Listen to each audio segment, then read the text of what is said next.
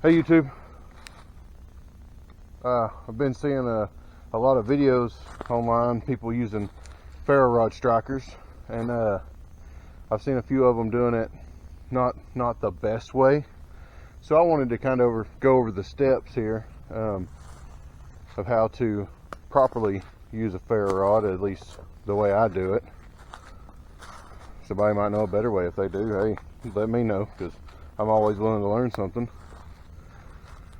But it has been raining here for a few days. Today it hasn't rained so much, but what I'm looking for right now, because everything's still pretty wet, looking for a old pine skeleton for fatwood. And for those of you who do not know what that is, I'll show you just as soon as I find it. So stick around.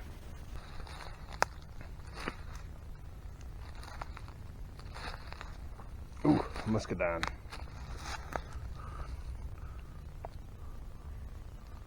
Yep. Bunch of vines up there. Don't see a whole lot of muscadine left on it, so the deer have probably pretty well taken care of that. There's another one. Ah, that one's busted and rotted. Throw that one down, let it seed the next generation, I guess. We got one good one, real dark.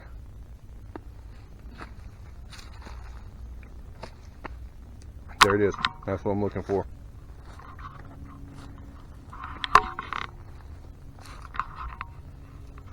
That's a pine skeleton. I don't know how much fatwood's in it, but we're going to find out. But usually these things are slap full of fatwood.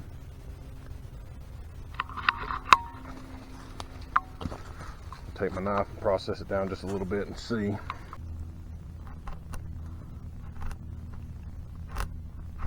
Oh yeah, that's some good stuff right there.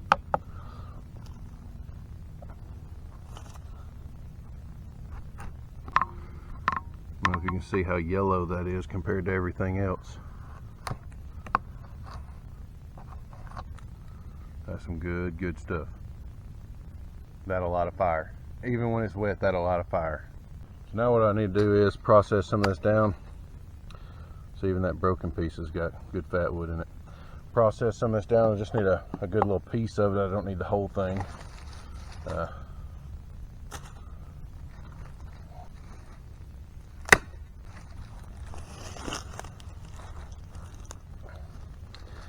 See all that yellow? That's what I'm after.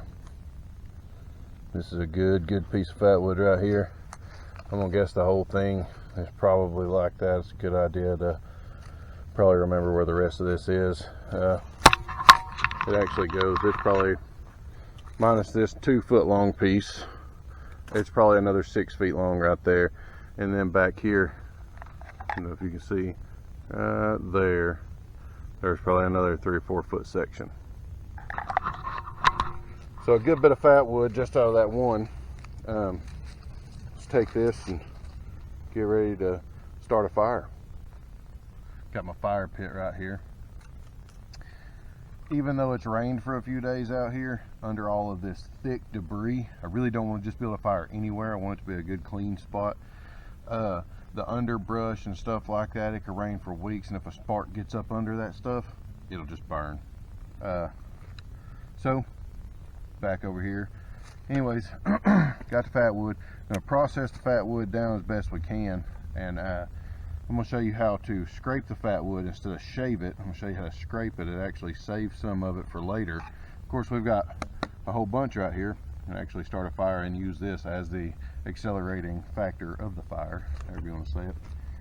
I'm gonna take this stuff and I'm gonna baton it. I'm gonna baton it down and try to just split off one little piece. I could probably use this piece either way. Let's see how it works out.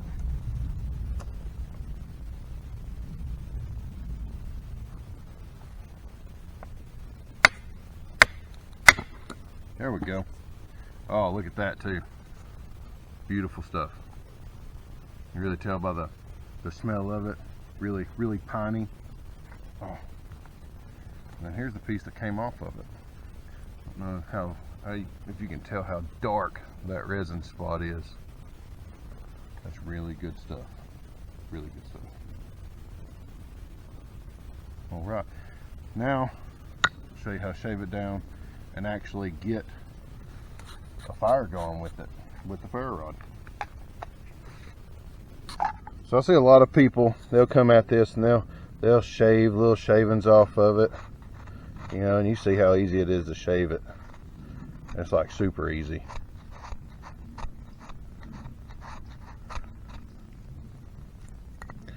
You get those fine little shavings. See, real thin. I'm talking about paper thin shavings. Those will light up super easy. But what I like to do is scrape it instead. No sense in wasting those. No, I've got plenty, but I use the back of my knife and scrape down. See if I can get a close-up on that. So I'll take the spine of my knife and I will just rub it up and down. And you'll start seeing it makes a lot of fine scrapings.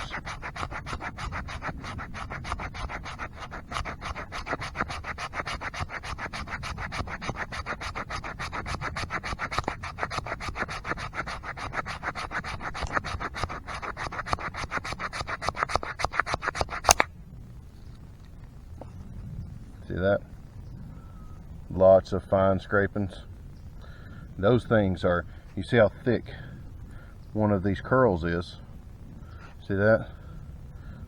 See the scrapings, the difference? So that makes a lot of surface area here. And the more surface area you have, the easier it is to take that spark. I'll show you a couple of the techniques that I've seen people doing, and then I'll show you how I do it. I'm not gonna light that on fire, just showing you the other stuff, but let's check it out. All right, so a lot of people take their scraper and they just start doing this. And as you can see, I'm throwing sparks. I can even put a little bit of pressure and really throw some. A lot of sparks. Like they're hitting the ground and staying lit.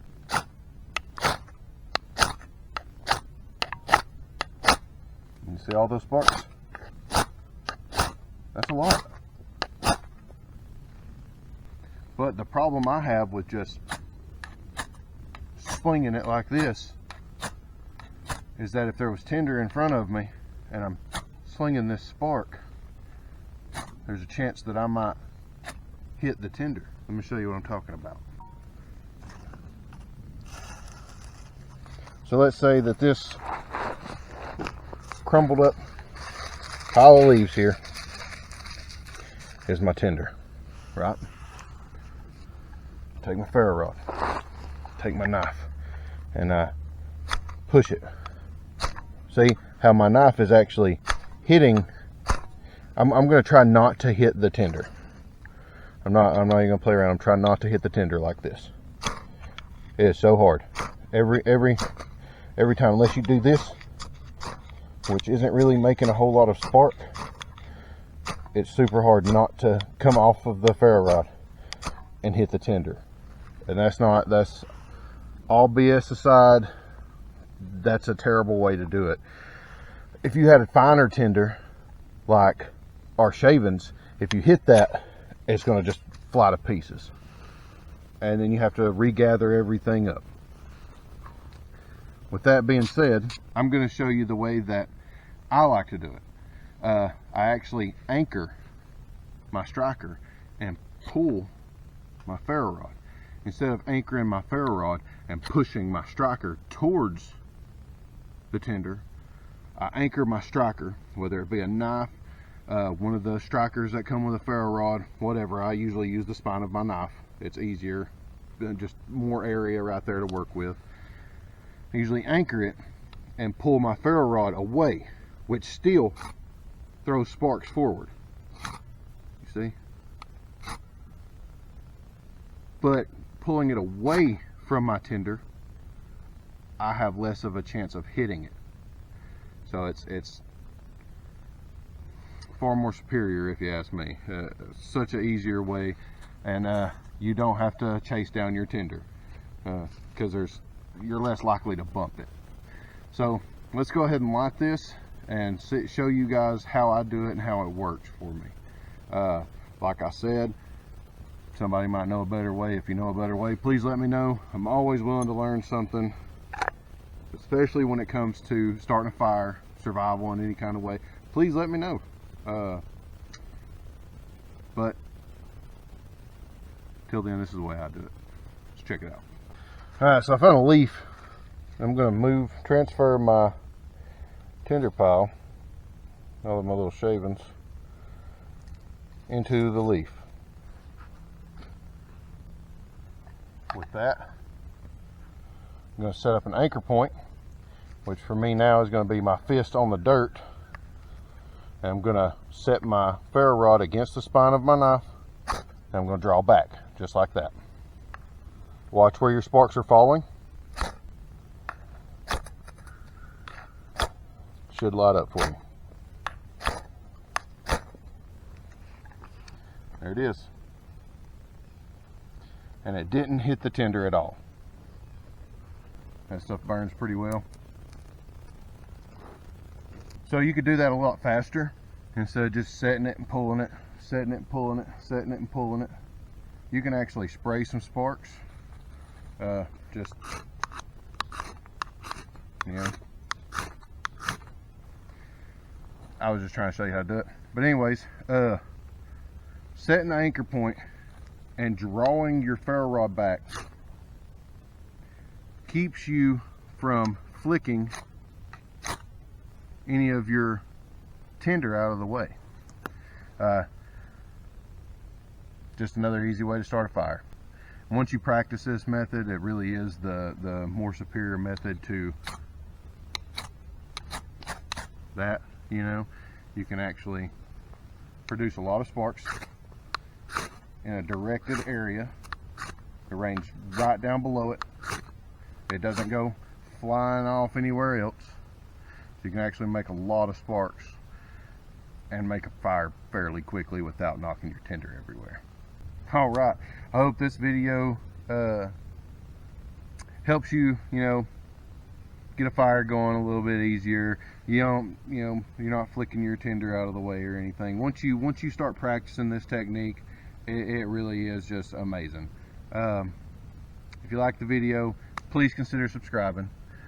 Hit the notification bell so you'll know when the next videos come up. And I really do. I appreciate everything. You guys have been so awesome. There's more stuff coming up. I can't wait. You guys have been incredible. It's just been it's been amazing for me to be able to come out here and do this for you guys, and all the support that I've received, and it's just you guys are awesome. Thank you so much.